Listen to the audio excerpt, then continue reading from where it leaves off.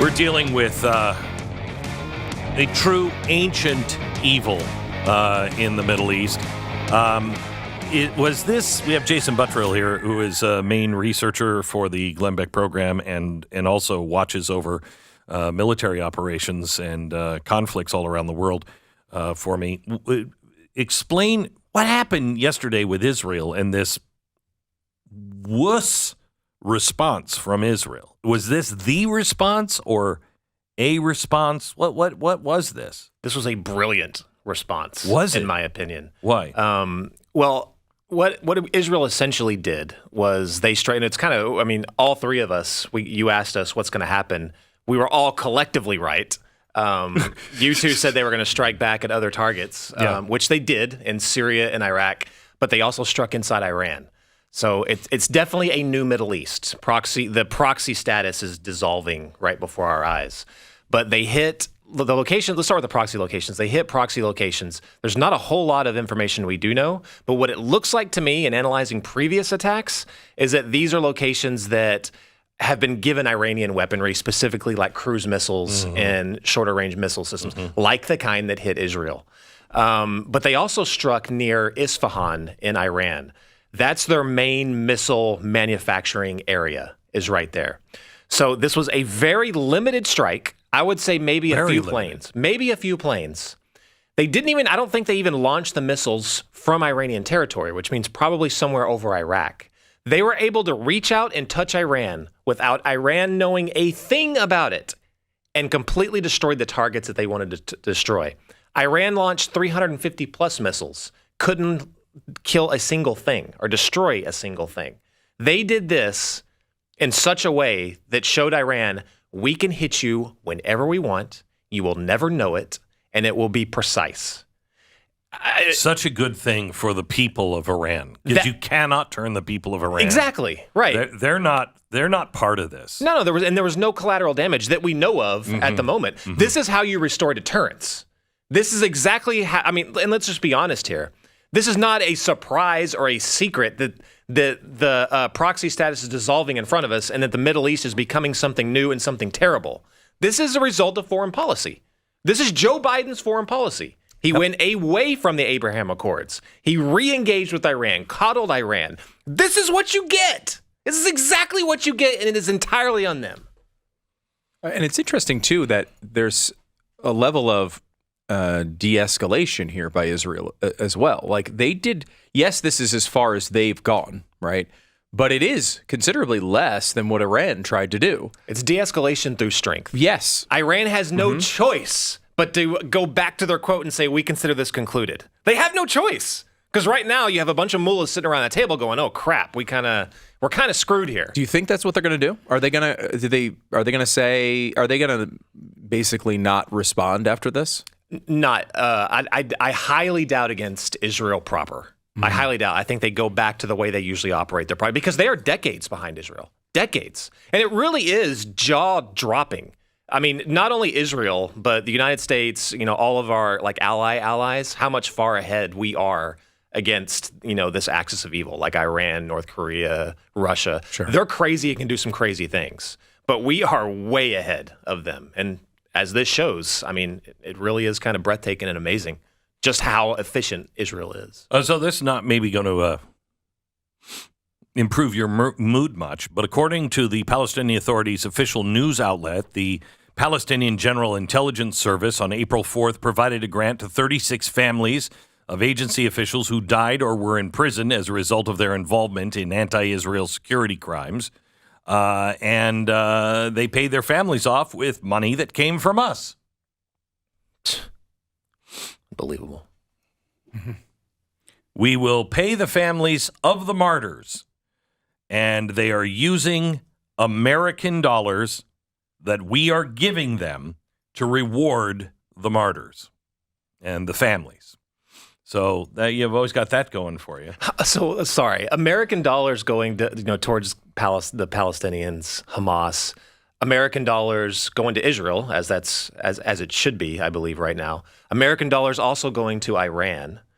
American dollars going to Iraq. American dollars that will be spent when we have to deal with a lot of that stuff when it goes completely. Where is there not the stain of our ridiculous foreign policy, geopolitics, how we deal with the entire region and world. We're funding every single side here.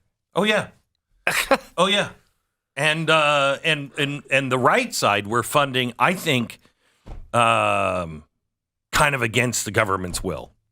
I think they would cut off the money for Iran. I mean, I'm sorry, for Israel in a heartbeat. Yeah. If they could, if they could get away with it, they would cut it off in a heartbeat. Look at what's happening around our own country right now. And no one is saying anything about it.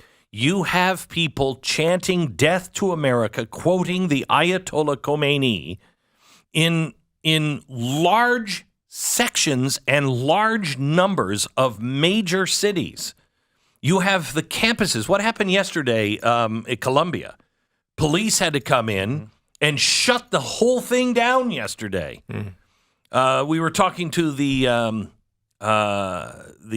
consulate yesterday, the Israeli consulate.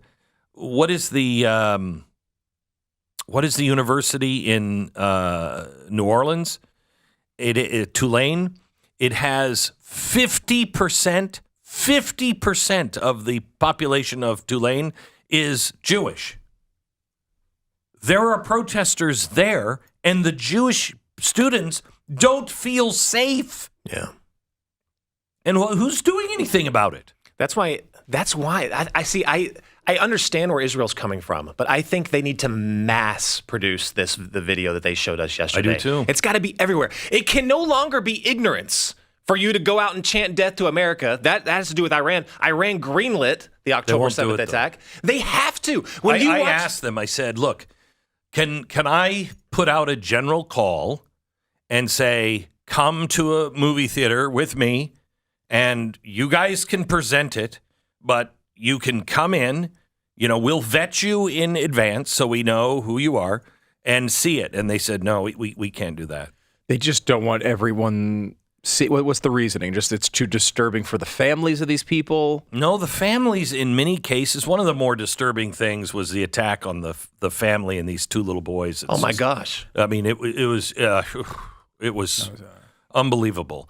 And the mom survived, and she insisted that video be included. She's like, no. The world needs to see what happened to my family.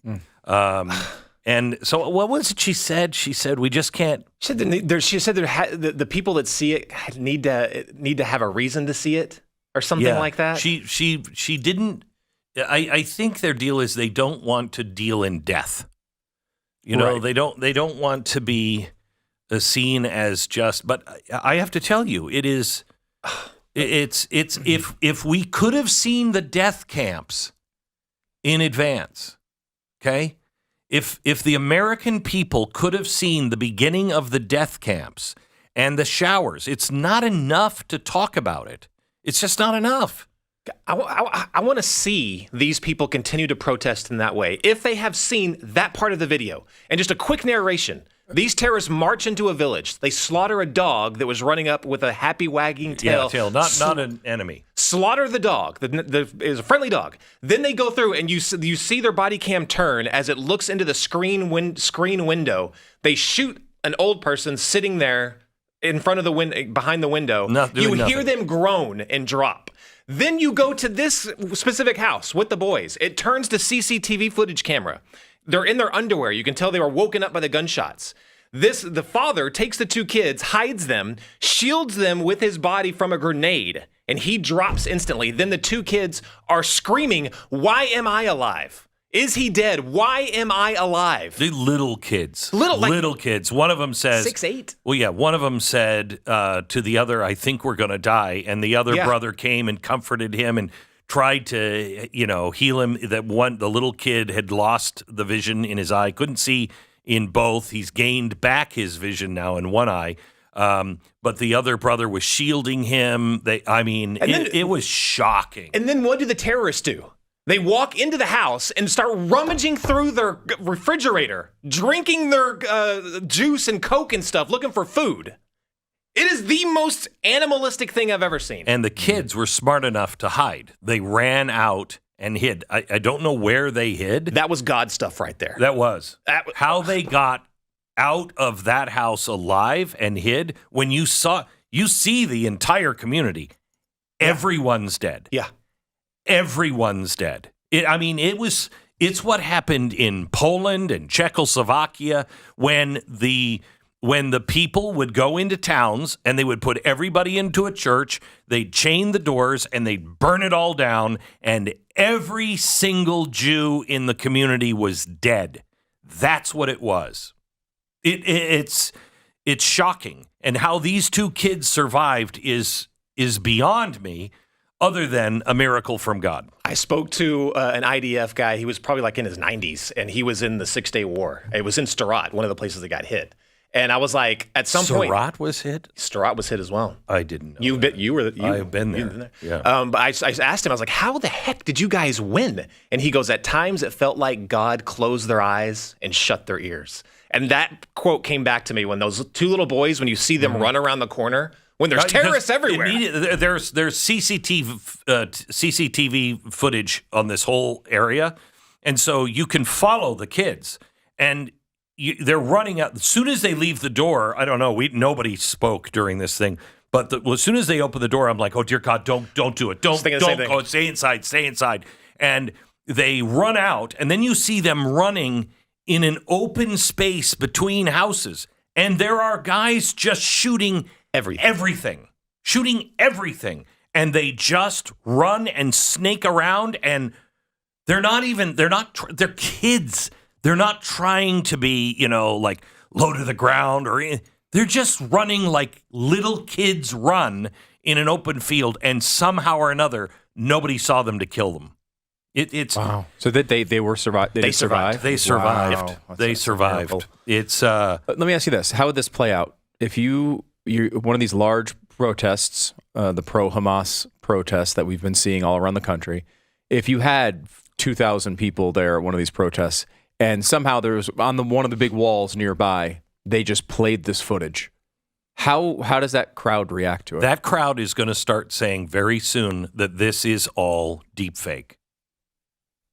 Let me give you. Let me just deny it. They wouldn't be won over. They wouldn't see the horror and change. And I think maybe some would. The hardcores definitely won't. Jeez. Hardcores definitely won't. Let me just give you. This is the polling from the Palestinian territories of Hamas. This is taken after October 7th. 95% of the Palestinians, when asked, "Do you think people around you will forgive what Israel did in this war someday?" This is asked like October 10th. No, we will not forgive at all. 75% of Palestinians extremely supportive of the military operation led by Hamas on October 7th. 76% of Palestinians, somewhat positive, very positive view of the role of Hamas. 97% of Palestinians have a very negative view of Israel. 97% very negative view of the role of America. 84% of Palestinians have a very positive view of the role of Islamic Jihad. 74%, when presented with a choice of a two-state solution or a Palestinian state from the river to the sea, 74% say river to the sea. When asked about their own preference for the party, who should be in control, 60% said Hamas. 85% responding to the videos. No, I'm sorry. 93% responding to October 7th. 93% said that they were fine, that Hamas didn't commit any atrocities on October 7th. 93% no atrocities. And you can't tell me it's just because they didn't watch the videos. A lot of these videos came from their own video channels that everybody is accessing, and the people on the streets know exactly what was going on. And that's the wrong question, because they don't consider killing Jews atrocities. Correct.